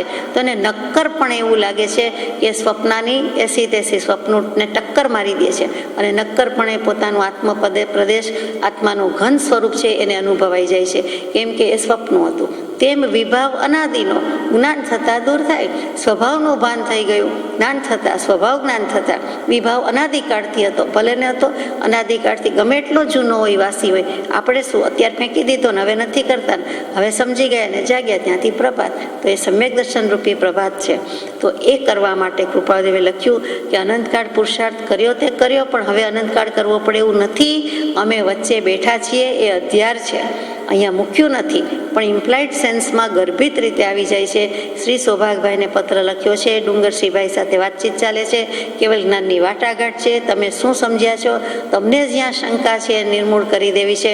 તમારે જે પ્રાપ્ત કરવું છે તે અમે પ્રાપ્ત કરી ચૂક્યા છીએ, તો પછી હવે અમે વચ્ચે છીએ, અમે તમને સમાધાન કરાવશું, સંદેહ નિવારણ કરાવશું. મુમુક્ષુ જીવને નિરાશાનું કારણ પણ નથી. એટલે આપણને આશાસ્પદ રીતે રહેવાય અને જીવાય કે આપણે પણ કરી શકીશું. શ્રાવણ સુદ પાંચમ છઠ્ઠ ઉપર અત્રેથી નિવર્તવાનું બને તેમ જણાય છે, પણ અહીંથી જતી વખતે વચ્ચે રોકાવું યોગ્ય છે કે કેમ તે હજુ સુધી વિચારમાં આવી શક્યું નથી. વસ્તુ સ્થિતિ એવી છે, કૃપાળુદેવ મુંબઈમાં બિરાજમાન છે, વવાણિયા જવાનું છે, 3 વર્ષથી આવ્યા નથી, ગયા નથી, નિવૃત્તિ લીધી નથી. એટલે નિવૃત્તિ ક્ષેત્રમાં જવું એ પણ એટલો જ ભાવ છે, અને ઘરનાની સાર સંભાળ લેવી, મળી આવવું એવો પણ ભાવ છે. જવું જોઈએ એમ થાય છે, અને પછી હજુ બની શકતું નથી. સૌભાગભાઈ પૂછાવે છે ક્યારે ક્યાં મળીશું, હવે નિવૃત્તિ ક્ષેત્ર સમાગમ થાય તો સારું, અથવા એ પહેલાં કે એ વચ્ચે આપ સાયલા પધારો તો કેવું ટ્રેનમાંથી વળતા કે આવતા કે જતા કે એવી કંઈક વાત ચાલે છે. એટલે કૃપાળુદેવ લખે છે કે શ્રાવણ સુદ પાંચમ છઠ પર અત્રેથી નિવર્તવાનું બનશે એમ જણાય છે, પણ અહીંથી જતી વખતે વચ્ચે રોકાવું યોગ્ય છે કે કેમ તે હજુ સુધી વિચારમાં આવી શક્યું નથી, નક્કી કરી શક્યા નથી, વિચાર પણ આવ્યો નથી. કદાપી જતી કે વળતી વખતે વચ્ચે રોકાવાનું થઈ શકે તો તે કયે ક્ષેત્રે થઈ શકે તે હાલ સ્પષ્ટ વિચારમાં આવતું નથી. સાયલા લગભગ વિચાર એમની નથી, કારણ કે આગલા પત્રમાં આવી ગયું છે કે અમને પણ પ્રતિબંધ થાય છે, અમને પણ સંગ ગમતો નથી, એકાંત જોઈએ તેવું સચવાય નહીં, એટલે બીજા મુમુક્ષુને કહેશો નહીં અને ત્યાં આવવાનું આ વખતે મુલતવી રાખીએ છીએ. જ્યાં ક્ષેત્ર સ્પર્શના હશે ત્યાં સ્થિતિ થશે. આત્મ સ્વરૂપના પ્રણામ. જેવી ક્ષેત્ર સ્પર્શના, જેવો ભાવ, ભાવિ ભાવ, જેવો પ્રસંગ, જેવો અવસર, અવસરે વાત, એમ જ્યાં ક્ષેત્ર સ્પર્શના લખી હશે તેમ થશે. અને અહીંયા પત્ર પૂરો થાય છે. પત્રાંક 618 એ પણ શ્રી સૌભાગભાઈ ઉપર જ છે. મુંબઈ, અષાઢ વદ 11 ગુરુ વિક્રમ સંવત 1951, તારીખ 18/7/1895. પરમાર્થ નૈષ્ઠિક આદિ ગુણ સંપન્ન શ્રી સૌભાગ પ્રત્યે 3 દિવસમાં વિશેષણ બદલાઈ ગયું છે. પેલું સત્સંગ નૈષ્ઠિક હતું, હવે પરમાર્થ નૈષ્ઠિક. જો કે સત્સંગ, સત્પુરુષ, પરમાર્થ, શાશ્વત માર્ગ, વિતરાગ માર્ગ, અહીંયા બધું એક ને એક. કેમ કે મોક્ષની વાત છે, વિતરાગતાની વાત છે, પરમાર્થ જ છે. અને એ કોની પાસે છે તો કે સત્પુરુષ પાસે છે. એટલે પરમાર્થ નૈષ્ઠિક એટલે મોક્ષની શ્રદ્ધા છે, મોક્ષના દાતામાં જેને શ્રદ્ધા છે, એટલે કે કૃપાળુદેવની જેને શ્રદ્ધા, આસ્થા બંનેનો સરવાળો તે નિષ્ઠા, એ આગળનું સ્ટેજ છે. પેલું શ્રદ્ધાન, પછી શ્રદ્ધા, પછી આસ્થા, પછી નિષ્ઠા. તો કે એ પાછા વગેરે આદિ આત્મગુણ સંપન્ન છે. બીજા પણ કેટલાક આત્માના ગુણ સૌભાગભાઈએ પ્રગટાવ્યા છે. એટલે લખે છે કે સત્સંગની પણ પરમાર્થ નૈષ્ઠિક આદિ ગુણ સંપન્ન શ્રી સૌભાગ પ્રત્યે પત્ર મળ્યું છે. કેવળ જ્ઞાન આદિના પ્રશ્નોત્તર પ્રત્યે તમારે તથા શ્રી ડુંગરે તથા લેરાભાઈએ યથાશક્તિ વિચાર કર્તવ્ય છે. હજી તમારે શક્તિ મુજબ વધારે વિચાર કરવાની જરૂર છે. તમારો પત્ર મળ્યો છે. જે વિચારવાન પુરુષની દૃષ્ટિમાં સંસારનું સ્વરૂપ નિત્ય પ્રત્યે ક્લેશ સ્વરૂપ ભાષ્યમાન થતું હોય, સાંસારિક ભોગ ઉપભોગ વિશે વિરસપણું જેવું જેને વર્તતું હોય તેવા વિચારવાનને બીજી તરફ લોક વ્યવહાર આદિ, વ્યાપાર આદિ ઉદય વર્તતો હોય તો તે ઉદય પ્રતિબંધ ઇન્દ્રિય સુખના અર્થે નહીં પણ આત્મ ઈર્થાર્થે ટાળવો હોય તો તે ટાળી શકવાના શા ઉપાય હોવા જોઈએ તે સંબંધી કંઈ જણાવવાનું થાય તો કરશો. એ જ વિનંતી. આત્મ સ્વરૂપના યથાયોગ્ય. હવે કૃપાળુદેવ સૌભાગભાઈને 2 વાત પૂછે છે. એક, કેવળ જ્ઞાન સંબંધી વધુ વિચાર કરશો એવી સ્પષ્ટ આજ્ઞા કયો, સૂચવન કયો, જે કયો તે. બીજો પ્રશ્ન પોતાનો ઘણા પ્રશ્નથી, ઘણા પત્રથી, ઘણા વખતથી છે તે કે જે વ્યક્તિના ભાવ આવા હોય, એટલે પોતાની જ વાત છે, જે વિચારવાન પુરુષની દૃષ્ટિમાં, પોતાને હજી વિચારવાન જ કહે છે. એટલે મુમુક્ષુ તરીકે સૌભાગભાઈને પણ લઈ લીધા, અન્ય મુમુક્ષુને લઈ લીધા, વિચારવાન જે કોઈ હોય તે. અને પોતે ખરા જ કે વિચારવાન પુરુષની દૃષ્ટિમાં સંસારના સ્વરૂપ નિત્ય પ્રત્યે ક્લેશ સ્વરૂપ લાગતું હોય. સંસાર પોતે જ એવડો મોટો ક્લેશ છે, ક્લેશના ઢગલા છે. આ તો મુખ્ય આપણે 5 પ્રકારે ક્લેશ કહીએ છીએ: અવિદ્યા, અસ્મિતા, રાગ, દ્વેષ અને અભિનિવેશ. આ 5નો શંભુ મેળો કે સરવાળો તેનું નામ સંસાર.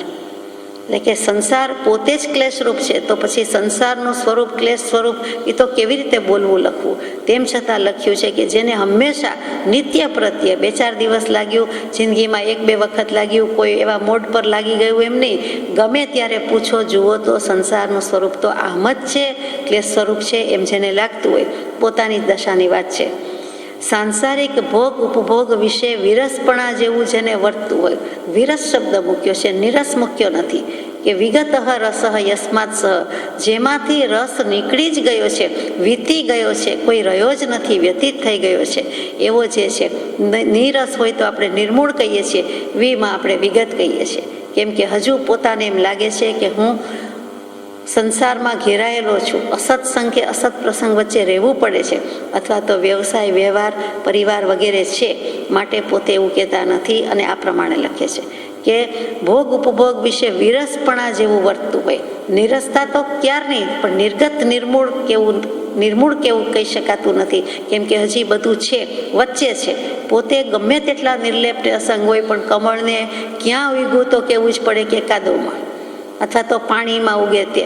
એટલે એની દાંડલી લગભગ ટચ ન થતી હોય છતાં આપણે જાણીએ છીએ કે ત્યાં જ ઉગ્યું કહેવાય અને તેમાંથી જ બહાર આવ્યું કહેવાય. તેવી રીતે કૃપાળુદેવ ક્યાં વસે છે તો કે હજુ તો આ સંસારના કાદવ ક્લેશ વચ્ચે છે. પોતે ભલે કમળની જેમ તદ્દન નિર્લેપ અને અસંગ છે તો પણ છે. ભોગ ઉપભોગ વિશે જેને બિલકુલ વિરસતા છે તેવું વર્તતું હોય તેવા વિચારવાને બીજી તરફ આ દશા છે કે એક બાજુ સંસાર ક્લેશમય લાગે છે, ભોગ ઉપભોગમાં કોઈ રસ નથી, એ બિલકુલ નિરસ છે, વિરસ છે, અને તેમ છતાં સામી સાઈડે સામી બાજુએ જુઓ તો લોકવ્યવહાર એટલો જ ઊભો છે. લોકવ્યવહાર ભજવો ગમતો નથી અને તજવો બનતો નથી. આપણને સામાન્ય લેવલે વિચારીએ તો પણ એમ થાય છે તો કૃપાળુદેવને કેવું લાગતું હશે એ વિચારી શકતા પણ નથી. ખાલી બોલીએ છીએ, પણ એ દશામાં આવ્યા વિના આપણને એ દશાનો ખ્યાલ પણ આવવો મુશ્કેલ છે. એ અસંગતામાં આવ્યા વિના એ ન્યારાપણા વિશે શું વાત થઈ શકે? તો કે એવી લોક વ્યવહાર આદિ વ્યાપાર આદિ ઉદય વર્તતો હોય, બંને બાજુ પરિવાર પણ છે, વ્યાપાર પણ છે, તો તે ઉદય પ્રતિબંધ અમને કંઈ ઇન્દ્રિયના સુખને અર્થે નથી, પણ આત્મહિતાર્થે ટાળવો હોય તો ટાળી શકવાના શા ઉપાય હોવા જોઈએ? જોકે સૌભાગભાઈ તો ઘણા વખતથી સર્વસંગ પરિત્યાગ કહી દીધો છે કે વ્યવહારીના વેશમાં, વ્યવહારીના જોગમાં કાંઈ થઈ શકે નહીં. તમે હમણાં જો સર્વસંગ પરિત્યાગી હોય, ઘર બાર ત્યાગી દીધા હોય, અથવા તો જોગીનો જોગ હોય, વેશ હોય, તો બધું બની શકે એમ છે. એમણે તો ઘણા વખતથી કહી દીધું છે. તે સંબંધી કંઈ જણાવવાનું થાય તો કરશો એ જ વિનંતી. આત્મ સ્વરૂપના યથાયોગ્ય. એટલે ફરીથી પૂછાવ્યું છે, સૌભાગભાઈ, ડુંગરશીભાઈ, જેને જે ઠીક લાગે તે જરૂર આમાં લખશો. આ વસ્તુ તો સૌભાગભાઈને જ પૂછાવે છે કે તમારી ઉપાધિની વાત તમે પેટ છોડીને વાત કરી શકતા હતા, મુક્ત મને વાત કરી શકતા હતા. હું પણ તમને કહું છું કે મારે પણ આત્મહિતાર્થે હવે આ શું કરવું, આ ટાળી શકવાનો ઉપાય તમારા હાથમાં કંઈ હોય તો કયો. હવે સૌભાગભાઈ તો શું કહે, તેમ છતાં બંનેના પત્ર વ્યવહારથી આપણે જાણીએ છીએ કે કૃપાળુદેવની પૂછાવાની શૈલી કેવી છે, સૌભાગભાઈની પ્રત્યુત્તર પાઠવવાની રીત કેવી છે. અહીંયા પત્ર પૂરો થાય છે. છૂટું છૂટું ભણકારા કેવા કૃપાળુદેવને છે એ સમજાય છે, અથવા તો આપણે સમજવાનો પ્રયાસ કરી શકીએ, વિચારવાની ચેષ્ટા કરી શકીએ છીએ. એમણે પાને ચઢાવ્યું તો આપણે વિચાર કરી શકીએ છીએ, નહીં તો કેવી રીતે વિચાર થાય? જે કંઈ ભાર છે તે વિચાર દશા ઉપર ભાર છે. વિચાર કરો, વિચાર લાવો, પછી વિચાર પ્રમાણે પરિણમી જાઓ. કર વિચાર તો પામ.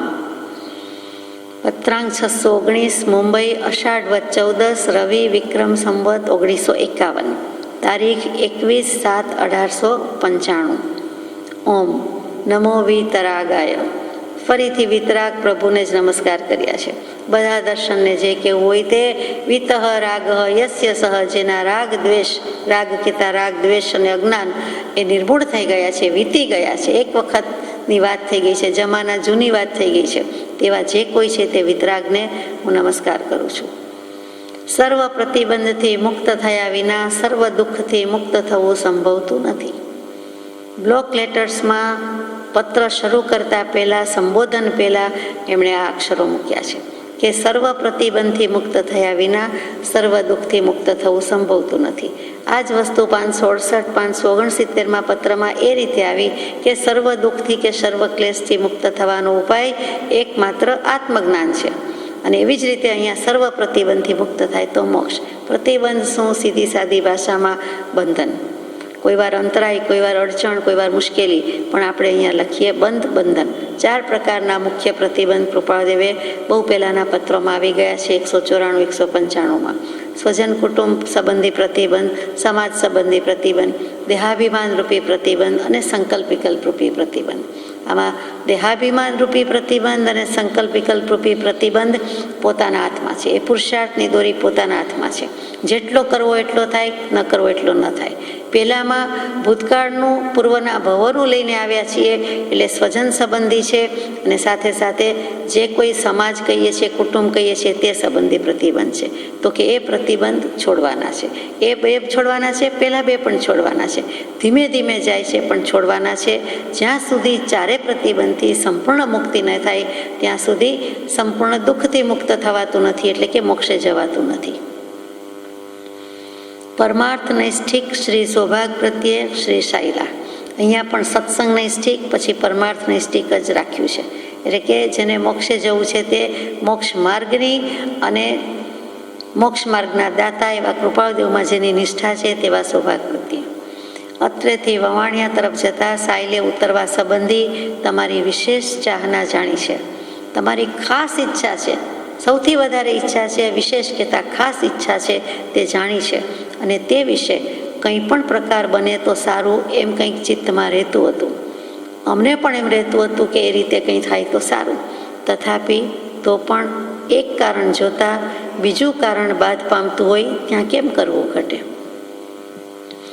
એક કારણનો ઉપાય કરવા જઈએ, નિવારણ કરવા જઈએ, ત્યાં બીજું કારણ બાદ પામતું હોય. બીજું ઊભું થાય છે એમ નહીં, પણ બીજાનો અવરોધ થાય છે, એટલે કે બીજું મિથ્યા લાગે છે. અથવા તો આ કરવા જતાં મુખ્ય અને ગૌણ કરવા પડે છે. આ કરીએ તો પેલું ન થાય, પેલું કરીએ તો આ ન થાય. વળતા બોમ્બેથી આવવું તો પછી વળતા નહીં આવી શકું, અને બોમ્બેથી નહીં આવવું તો વળતા વવાણિયાથી જતી વખતે આવવાનું થશે. એમ બધી ગડમથલ અથવા તો ગડભાંજ ભાંજગઢ જે કયો તે વિચારણા ચાલે છે. એક તો કૃપાળદેવની દશા એવી છે કે ભવિષ્યની એક ક્ષણનો પણ ઘણું કરીને વિચાર રહેતો નથી, એમાં પાછું આવું ચાલ્યા કરે છે. તો એક કારણ જોતાં બીજું કારણ બાદ પામતું હોય ત્યાં કેમ કરવું ઘટે? તેના વિચારમાં કોઈ તેવો માર્ગ જ્યારે જોવામાં આવતો નથી ત્યારે જે પ્રકારે સહજે બની આવે તે કરવા પ્રત્યે પરિણતિ રહે છે. કે જે થાય તે યોગ્ય, જે થાય તે સ્વાભાવિક, જે બને તે જોઈએ. આગે આગે ગોરખ જાગે, ત્યાગે એની આગે, અને આગે આગે ગોરખ જાગે. તો કે હવે જે થશે તે જોઈ લઈશું. અથવા છેવટે કોઈ ઉપાય ન ચાલે તો બળવાન કારણને બાધ ન થાય તેમ પ્રવર્તવાનું થાય છે. બળવાન કારણને બાધા ન આવી જોઈએ. બળવાન કારણ તો એક નિવૃત્તિની અને અસંગતાની જ વાત છે, બીજી કાંઈ નથી. અમારો મુખ્ય ભાવ મુખ્ય બળવાન નિશ્ચય છે. એટલા માટે એક જ વાત છે કે વધુમાં વધુ નિવૃત્તિ, વધુમાં વધુ અસંગ કેમ થવાય? તો એને બાધ ન આવે, એને હાનિ ન પહોંચે, એને મુશ્કેલી ન પડે એ રીતે, એ દુભાય નહીં એવી રીતે અમે કંઈક કરીશું.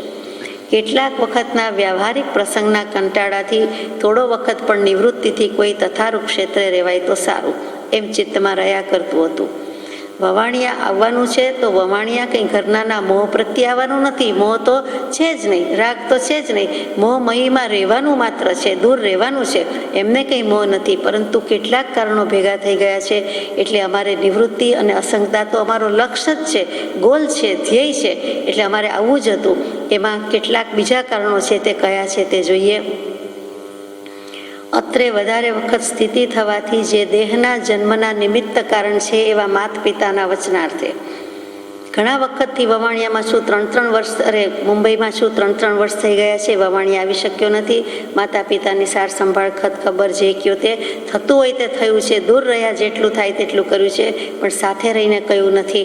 તો માતા પિતાને આપેલા વચનથી અથવા તો માતા પિતાના વચનનો આદર કરવા માટે કે થોડા દિવસ ભાઈ આવી જાઓ એટલા માટે પણ હવે મારે આવવાનું થશે. મુખ્ય કારણ, બળવાન કારણ તો નિવૃત્તિ અને અસંગતા જ છે, બીજું કાંઈ નથી, પરિવાર નથી. તેમ છતાં લખ્યું છે કે આ દેહનો જન્મના દાતા જે માતા પિતા છે તે એ માતા પિતાના વચનાર્થે શબ્દો કેવા યોજ્યા છે? જન્મદાતા દાત્રી નથી લખ્યું, જન્મના નિમિત્ત કારણ છે તેવા. કેમ કે નહીંતર એમ થયું કે મારો આત્મા ત્યાંથી જન્મ્યો એટલે કે ઉત્પન્ન થયો, તો એમ પણ નહીં. કેમ કે અનુત્પન્ન એવો આત્મા એમ ઘણા પત્રમાં હમણાં આવી ગયું છે. એટલે નિમિત્ત રૂપે માતા પિતા છે, તેમના વચનાર્થે, તેમની શાંતિ અર્થે. બીજું, ચિત્તની પ્રિયતાના અક્ષોભાર્થે. હવે આ આપણને સમજવું મુશ્કેલ પડે છે, તો દશાની તો વાત જ ક્યાં કરવી. ચિત્તની પ્રિયતાના અક્ષોભાર્થે એટલે ચિત્તને પ્રિય શું છે? પોતાના ચિત્તને પ્રિય શું છે? તો કે એકમાત્ર આત્મા, અસંગતા, અસંગતા, નિવૃત્તિ, નિવૃત્તિ. અને આ અક્ષોભાર્થે એટલે કે મનની જે આ પ્રિય વસ્તુ છે એની શાંતિ થઈ જાય. નિવૃત્તિનો યોગ મળી જાય એટલે સમાધાન થઈ જાય, નિવૃત્તિ થઈ જાય. એટલે કે અક્ષોભાર્થે એટલે ચિત્તની પ્રિયતાના સ્થિરતા અર્થે, આત્માની શાંતિ માટે, આત્માની નિવૃત્તિ માટે, આત્માની સ્થિરતા માટે. તે અક્ષોભનો અર્થ સમજાય છે. તથા કંઈક બીજાઓના ચિત્તની અનુપેક્ષા અર્થે. અનુપ્રેક્ષા નથી, અનુપેક્ષા છે. અનઉપેક્ષા બીજાઓની ચિત્તની એટલે કે પરિવારમાં જે કોઈ બધા છે તે, અથવા આજુબાજુ જે કોઈ હોય તે, ટૂંકમાં બીજા, તે બીજા, પોતાના આત્મા સિવાયના બધા પર કેટલી અસંગ દશામાં આવીને લખાયું હશે વિચારવાનું છે. તે બીજાઓમાં બધા આવી ગયા, દુનિયા આખી આવી ગઈ. અહીંયા તો ઘરનાની વાત લાગે છે. તો કે એમના ચિત્તની અનુપેક્ષા અર્થે એટલે એમનો પણ અવગણના, અનાદર, ઉપેક્ષા નથી કરતો એમ કરવા માટે. આટલો દૂર રહ્યો છું પણ હવે આવું છું. એટલે અનઉપેક્ષા એટલે કે ઉપેક્ષા નહીં તે, એટલે કે ગણના, અવગણના, તો કે એમને કન્સિડર કરીને ટૂંકમાં એમ કે એમને નિગ્લેક્ટ કરતો નથી, અવગણના કરતો નથી, ઉપેક્ષા ભાવ ન આવી જાય એટલા માટે થોડા દિવસ વવાણીએ જવાનો વિચાર ઉત્પન્ન થયો હતો. તે બંને પ્રકાર ક્યારે યોગ થાય તો સારું એમ ચિંતવ્યાથી કંઈ યથાયોગ્ય સમાધાન થતું નહોતું. એટલે થોડા દિવસ વવાણીએ આવવાનો વિચાર તો ઉત્પન્ન થયો જ છે, પણ એ ક્યારે યોગ થશે એ કંઈ યથાયોગ્ય સમાધાન એટલે કે કંઈ દિવસ તારીખ નક્કી થઈ શકતા નહોતા. તે માટેના વિચારની સહેજે થયેલી વિશેષતાથી હાલ જે કંઈ વિચારનું અલ્પપણું સ્થિર થયું તે તમને જણાવ્યું હતું. માંડ આટલે આવ્યા કે હવે આ 10-15 દિવસ નીકળી શકાશે, આ 15 દિવસ અમે નિવૃત્તિમાં આવી શકીશું. આગલા પત્રમાં લખ્યું છે તે જ. સર્વ પ્રકારના અસંગ લક્ષનો વિચાર અત્રેથી અપ્રસંગ ગણી દૂર રાખી અલ્પકાળની અલ્પ અસંગતાનો હાલ કંઈક વિચાર રાખ્યો છે. તે પણ સહજ સ્વભાવે ઉદય અનુસાર થયો છે. સર્વ પ્રકારના અસંગ લક્ષનો વિચાર અત્રેથી અપ્રસંગ ગણી. મારાથી અત્યારે ઉપાધિમાંથી નિવૃત્તિ 100% લઈ શકાશે નહીં. સર્વસંગ પરિત્યાગ થઈ શકે તેમ નથી. ઉપાધિ, બિઝનેસ એમાંથી છૂટા પડીને પાર્ટનરશિપ ડિઝોલ્વ કરીને અથવા હું એમાંથી નીકળી જાઉં અને 100% મારાથી એ નિવૃત્તિ નહીં થઈ શકે. અત્યારે સર્વ પ્રકારના અસંગ લક્ષનો વિચાર તો છે, પણ અત્રેથી અપ્રસંગણી એટલે કે અત્યારે હું આવું છું તે આ રીતે આવી શકતો નથી, 100% છોડીને આવી શકતો નથી. એને દૂર રાખી, થોડા વખત પછી રાખી અલ્પકાળની અલ્પ અસંગતાનો જેટલું છૂટાયું તેટલું. 15 દિવસ તો નિવૃત્તિ મળે છે, ઉપાધિમાંથી નિવૃત્ત થઉં છું અને મને અસંગતાનો વધારે ટાઈમ મળશે કે વ્યવસાય કે પ્રસંગ મળશે અસંગતાનો, એમ વિચારીને કંઈક આવો સહજ સ્વભાવે ઉદય અનુસાર વિચાર થયો છે. એટલે આટલો વિચાર થયો છે તે સ્વીકારશો એમ. તેમાં કોઈ કારણોનો પરસ્પર વિરોધ ન થવાને અર્થે આ પ્રમાણે વિચાર આવે છે કે પછી પરસ્પર વિરોધ ન થવો જોઈએ એટલે કયો તો હવે લખે છે. અત્રેથી શ્રાવણ સુદની મિતિએ નિવડતું થાય તો વચ્ચે ક્યાંય આ વખતે ન રોકાતા વવાણીએ જવાનું કરવું. એટલે કે સાયલા પણ વચ્ચે આવતું નથી, બીજું કંઈ પણ આવતું નથી. મુંબઈથી સીધું ઘર ભણી જવું એટલે કે વવાણિયા જવું. અને શ્રાવણ સુદની મિતિએ નિવડતું થાય તો ત્યાંથી શ્રાવણ વદ 11 બને તો પાછું વળવાનું કરવું. અને ભાદરવા સુદ દસમની લગભગ સુધી કોઈ નિવૃત્તિ ક્ષેત્રે સ્થિતિ થાય તેમ યથાશક્તિ ઉદય ઉપરામ રાખી પ્રવર્તવું. એટલે હવે તિથિ તારીખ આ રીતે આવી ગયા કે આટલા દિવસોનો મને સ્કોપ છે, અવકાશ છે, હું નીકળી શકું એમ છું. તો એટલા દિવસોમાં હવે કોઈક નિવૃત્તિ ક્ષેત્ર ઉપર પસંદગી ઉતારવાની છે, તેમાં વચ્ચે ઘણું કરીને અંબાલાલભાઈ આવવા જોઈએ કે એ નક્કી કરતા હોય છે અથવા તો એ બધી સાનુકૂળતા પ્રતિકૂળતા વિચારીને કંઈક નિર્ણય લઈ લેતા હોય છે અથવા આ માર્ગના આ ચરોતર પ્રદેશમાં કંઈક જાણકાર હોવાથી અથવા કરી શકતા હોવાથી કરવાના હશે એમ લાગે છે. એટલે હજુ નિવૃત્તિ ક્ષેત્ર નક્કી નથી પણ સમય નક્કી કહી દીધો. તેમાં શું કરવું છે? યથાશક્તિ પોતાની શક્તિ પ્રમાણે ઉદય ઉપરામ જેમ રાખી પ્રવર્તવું. જે અમારો વર્તમાન ઉપાધિનો ઉદય છે એને ઉપરામતા રાખીને, એટલે કે થોડા વખતની તો નિવૃત્તિ મળીને, એટલે કે થોડા વખત માટે પણ પોતે એમાંથી નીકળી જવું, એટલે કે આત્માની પાસે રાખીને. ઉપરામ એટલે આત્મરામની પાસે રાખીને, થોડીક વાર એ સાઈડ કરીને, થોડીક વાર કોરે મૂકીને ખસેડીને બાજુ પર રાખીને, આપણે જેમ કહીએ ને ચાલો એ વાત બાજુ પર મૂકો, હમણાં થોડા સમય પૂરતી બીજી વાત, એવી રીતે આ થોડા સમય પૂરતો આ ઉદયને ઉપરામ રાખીને પ્રવર્તવું. જોકે વિશેષ નિવૃત્તિ ઉદયનું સ્વરૂપ જોતા પ્રાપ્ત થવી કઠણ જણાય છે. ઉદયનું સ્વરૂપ જ એવું છે કે વધારે નિવૃત્તિ તો પ્રાપ્ત થઈ શકતી નથી, તો પણ સામાન્યથી જાણી શકાય તેટલી પ્રવૃત્તિમાં ન અવાય તેમ થાય તો સારું એમ રહે છે. જેટલું બને તેટલું આવી શકાય તેટલું પણ સારું, એટલે કે જેટલી પ્રવૃત્તિ ન થાય એટલા દિવસ તો સારા, એટલો વખત તો મળ્યું એમ કરીને આવવાનું થાય તો સારું એમ રહે છે. અને તે વાત પર વિચાર કરતા અત્રેથી જતી વખતે રોકાવાનો વિચાર ઉપરામ કરવાથી સુલભ પડશે એમ લાગે છે. અત્રેથી રોકાવાનો વિચાર પણ માંડી વાળો તો સારું. એક પણ પ્રસંગમાં પ્રવર્તતા તથા લખતા જે પ્રાયે અક્રિય પરિણતિ વર્તે છે તે પરિણતિને લીધે બરાબર હાલ જણાવવાનું બનતું નથી. અમારા એક પણ પ્રસંગમાં લખતા એટલે કે કંઈ પણ વર્તન કરતા અમારી અક્રિય પરિણતિ વર્તે છે. અત્યારે બિલકુલ અકર્તાપણે હું કરી રહ્યો છું. આત્મા કાંઈ કરતો નથી, જે થાય છે તે જોયા કરે છે. માત્ર જાણવાનું ક્રિયા, માત્ર જ્ઞપ્તિ ક્રિયા, જાણનહાર અને દેખણહાર છું, એવી રીતે છું. ખરેખર તો 14મા ગુણસ્થાનકે આત્માને કાંઈ કરવાનું નથી. એ સક્રિયતા અને અક્રિયતા આપણે જાણીએ છીએ કે મન વચન કાયાના યોગ પણ નિષ્ક્રિયપણાને પામે છે અથવા તો પરિણામ આવે છે. એવી અક્રિયતા, બધું કરું છું છતાં કાંઈ જ કરતો નથી. આ કેટલી અસંગતા છે, કેવી ભાવના છે, કેવી દશા છે. કૃપાળુ દેવના હાલ કેવા છે, કેવી દશા છે, કેવું સ્ટેજ છે, કઈ પાયરીએ પહોંચી ગયા છે. વિચાર થાય છે કે એવા અકર્તા ભાવે હું લખું છું.